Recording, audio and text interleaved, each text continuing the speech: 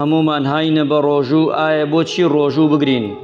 چیمان دەست ئەکەوێ لە ڕۆژوگرتنی مانگی ڕەمەزانی پیرۆز هەمومان دەممانها بە ڕۆژوو پێغەمبەر گیانە فەرمی عەلەیهی سەڵات وەسەلام لە چەند حەدیثێکدا من صام يوما في سبيل الله لسر رواية هاتوا هر كسيك يكروج بروجو بي بخواي متعال جل جلاله باعد الله وجهه عن النار 70 خريفا دمچاوي حفتا صال دور أكات ولا أقري دوزخ پیغمبر إخوة فرمي لدوم رواية دا فرمي خندقا كما بين السماء والأرض بين أمروفا هركسي روجي بالروجو بي بين أمروفا لقل جهنم دا خندق يدرس أكا بربست يدرس أكا وروجوا بيني خويو كدوزخ وابنامان بدا أفرمي مسيرة 100 عام واتا هزار صال بالرقا ببري بيني تو جهنم أمن دور أكويتوا ليت پیغمبری نازدار صلى الله عليه وسلم فرمي عليك بالصوم فإنه لا مثل له دز بقرن بروجوا هيج كردارك هيج آكارك هيج عبادتك نية أوني روجو قوربي چوك پیغمبری خواه فرمي عليه الصلاة والسلام لحديث قدسيها فرمي روجو بو من أخواي پرودگار فرمي ومنش پاداشتي أدموا وهيج كسيكش نازاني پاداشتي وروجو قرتن أويا إنساني إيماندار لهمو روجك دا كردويك دكا كردويكي چاكا أنجام دايك حسني بودا نسري بلام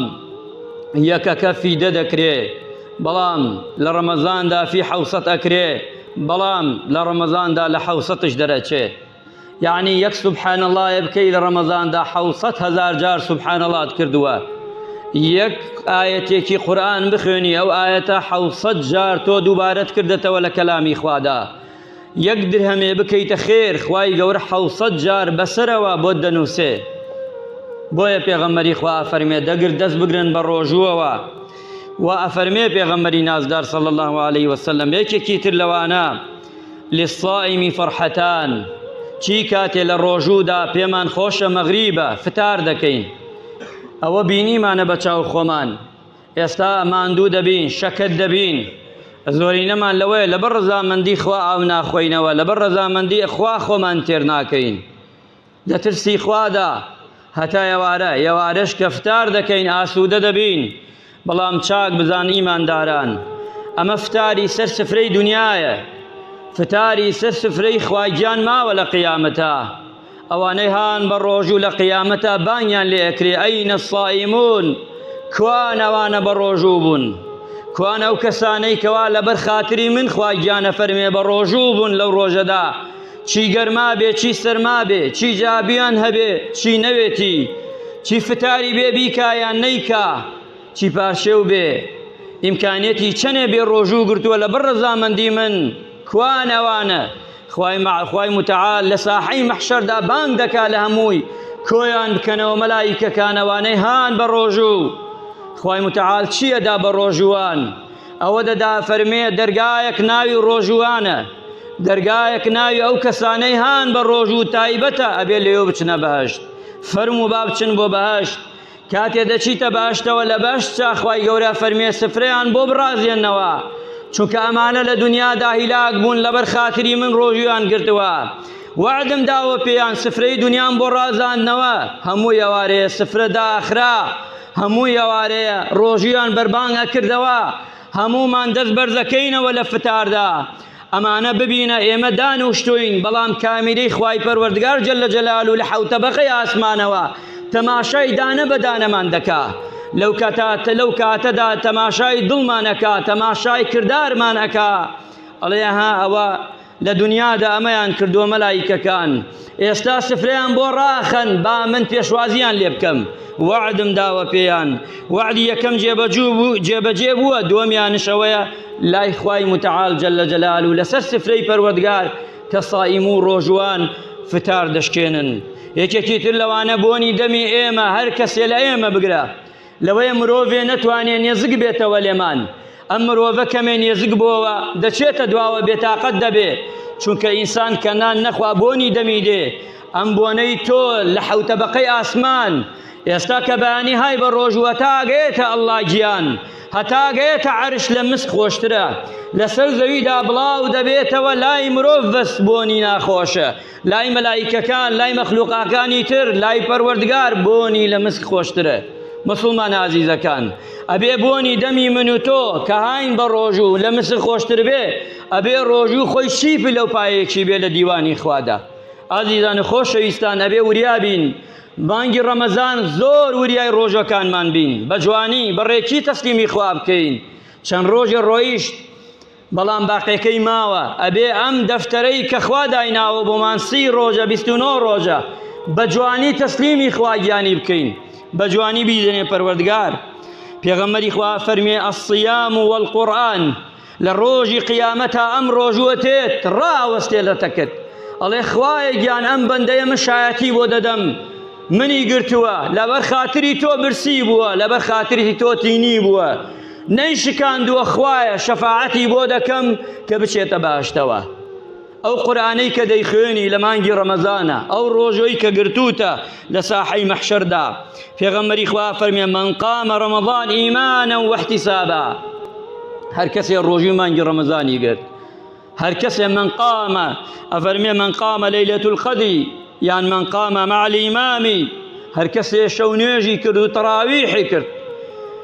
ڕۆژ بە ڕۆژووی خوای گەورە لە گوناحەکانت خۆش دەبێ هەمووی.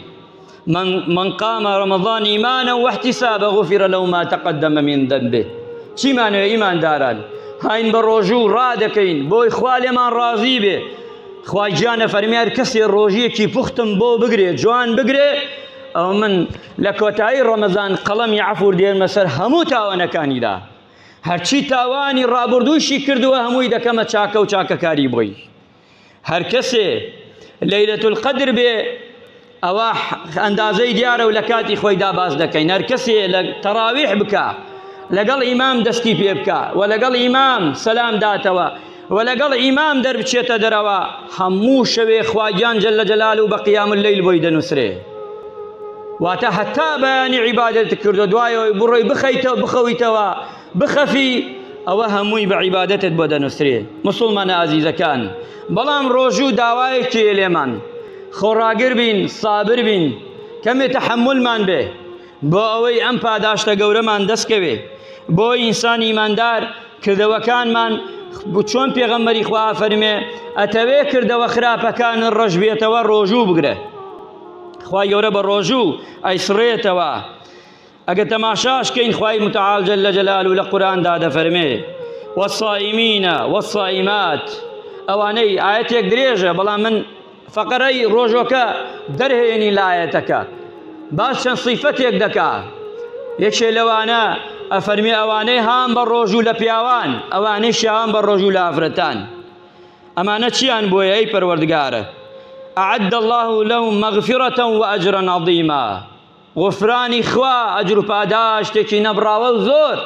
بۆ ئەو کەسانەی کە هان بە ڕۆژوو. ئازیزانە خۆشەویستان کەواتە مانگی ڕەمەزان مانگێکی ئاسان نییە هیچ لێی نەترسین چەنێ هیلاک بین حەزکەین ئەجر و پاداشمان لای خوا زۆر دەبێ. یەکێ لەوانە ئەزانن ئیمانداران لە غەیری ڕەمەزاندا هەر کار و کردەیەک دەکەین ئێمە تەسلیمی مەلایکەی دەکەین مەلایکەی با بۆ خوا بەڵام لە ڕەمەزاندا ئەمە نییە هەر کرداری ئەیکەی جەلە جەلال و لایقە بەخۆی پەروەردگار بەدەستی ڕاستی خۆی وەری دەگرێ لە ڕێگای مەلایکە وەری ناگرێ بە تایبەتی دوعا چونکە پێغەمبەری خوا فەرمی عەلەیهی سەڵات وەسەلام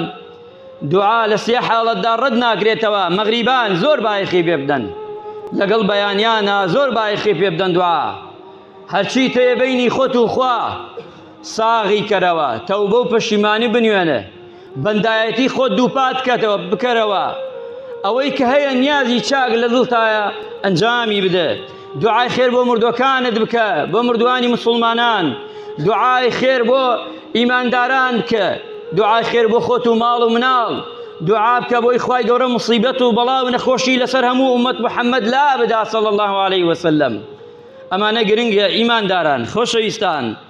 پێغەمبەری خوا فەرمی عەلەیهی سەڵات وەسەلام قەت مەترسن لەوە خوا ئەگەر نووسیەتی بەچی نەخۆشیە بمری با بەدەم ڕۆژوە بمری ئەزانن ئەگەر کەسێک بەدەم ڕۆژوە بمرێ پێغەمبەری نازدارە فەرمی عەلەیهی سەڵات وەسەلام هەر کەسێ کۆتایی دەمی بە ڕۆژوو بێ و وەفات کە پێغەمبەری نازدارە فەرمی عەلەیهی سەڵات وەسەلام بەینی ڕۆژیەکە و مردنەکەی واتە لە بەینی ئەم ڕۆژ و ئەم عەبدە ئەم مرۆڤە لە دنیایە بڕواتەوە بۆ قیامەت بەس مردنەکەی ڕاستەوخۆ داخل بە باشتە بێ ڕاستەوخۆ بە داخل دەبێ بە باشت ئەوانەی کەوا لە حەجە هان بە ڕۆژوو یان ئەوانەی لە ڕەمەزاندا دەمیان ها بە ڕۆژوو وەفات دەکەن ئەو موژدەت لێبێ ئەوە ئیمانداری ڕاستەقینەیە موژدەی باشتی پێ بدە چونکە پێغەمبەر گیان عەلەیهی سەڵات وەسەلام موژدەی پێداوە ئەبێ ئینسان ئیماندار بزانێ و ئینسانش ڕۆژوو دەبێتە مای ئەوەی خۆشبەختی بۆ مرۆڤەکان ئەبێتە مای ئەوەی بەختەوەی بۆ دڵەکانمان ئاسوودە دەبێ ئێستا چەنێ ئاسوودەی نێمە ئیمانداران چەنێ دڵمان پاکە بەرامبەر یەکتری چەنێ مەلایکە ئاسا عیبادە دەکەین چەنێ ماڵەکانی خوا ئاوەدانەکەینەوە چەنێ خۆمان بە مەویست ئەزانین چەنێ خۆمان بە خراپەکار ئەزانین چەنێ خۆمان ئیعترافەکەین بە هەموو نیعمەتی خوا چەنێ خۆمان بەوە ئەزانین ئێمە مقەسرین بەرامبەر ئەڵڵا گیان ئەو پەروەردگارە هەموو نیعمەتێکی پێداوین ئێمە ئەوە نین کە خوای پەروەردگار لێمان داوا دەکا بەڵام لە کاتەکانی تردا نا لە کاتەکانی تردا لەوەی نیعمەتەکان فرە وەک ڕەمەزان نەبێ نیعمەتی ئاو نیعمەتی خواردن نیعمەتی بانگ نیعمەتی مزگەوت نیعمەتی نوێژی جەماعەت ئەمانە هەمووی تام و لێژی خۆی هەیە تامی دەکەی ئەزانی چەندێ سوودمەند دەبی ڕۆژانە 5 فەرزای بەڕێوە بۆ مزگەوت ئەگەر دەست بێ ئامادەی دێی بەڵام لە ڕۆژەکانی تر لەوەی قورس بێ ئیمانداران و خۆشەویستان آخر موژدەی پێغەمبەری نازدار صلی الله علیه وسلم لە خزمەتی ئێوەدا پێغەمبەری خوا فەرمێ لە بەهەشتا قەسرانێکن ماڵانێکن ئەم ماڵانە کە تەماشای بکەی لە دەرەوە تەماشای بکەی لە دەرەوە لە ناوە دەرەوە دیارە بەڵام لە دەرەوە ناو دیار نییە کابرایەکی عەرابی ئەستا وتیەی پێغەمبەری خوا صلی الله علیه وسلم ئەمە بۆ کێ فەرمووی ئەمانە بۆ ئەو کەسانەیە کە وشەی جوان لەسەر زاریان دێتە دەرەوە وشەی شیرین قسەی جوان گفتاری جوان ئەمە پێویستمان پێیەتی لە ڕەمەزانە ئێمە ئەمجا فەرمێ دووەمیان ئەو کەسانەی نان دەدەن ئەو کەسانەی ناندەرن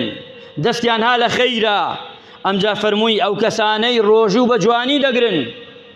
بە چاکی و بە باشی ئەنجامی دەدەن ئەو کەسانن کەوا خەڵق خەوتووە ئەوان شەو نوێژی دەکەن ئیمانداران خۆشەویستان ئەبێ وریابین مانگی ڕەمەزان و بە تایبەت و ڕۆژ و مانگی ڕەمەزان پاداشتی یەکجا زۆرە ئەمە چەند فەرمایشتێکی کەم بوو لە خزمەتی جەنابتاندا ئەگە بچینەوە وەک پێغەمبەر گیانە فەرمێ ڕۆژوو بگرن با سەحەتتان چاک بێ ڕۆژوو بگرن با سەحەتتان چاک بێ بەس ئەو کەسانەی کە نەخۆشن زەخت لە خۆیان نەکەن ئەو کەسانەی کەوا ئیزن دراون ڕۆژوو نەگرن ئەمە لەگەڵ ئەوەیان نییە بەڵام بۆ ئەمەکانی تر ڕۆژوو دەبێتە قەڵغانێک نەخۆشیەکانمان لە گیان دەرەکا خوای گەورە ڕەحم بە مولایەکمان بکە عاقیبەت خێرمان بکە لەشمان ساغ بکە یا الله خوایە ڕۆژەکانمان لێ وەرگری یا الله خوایە قورئانی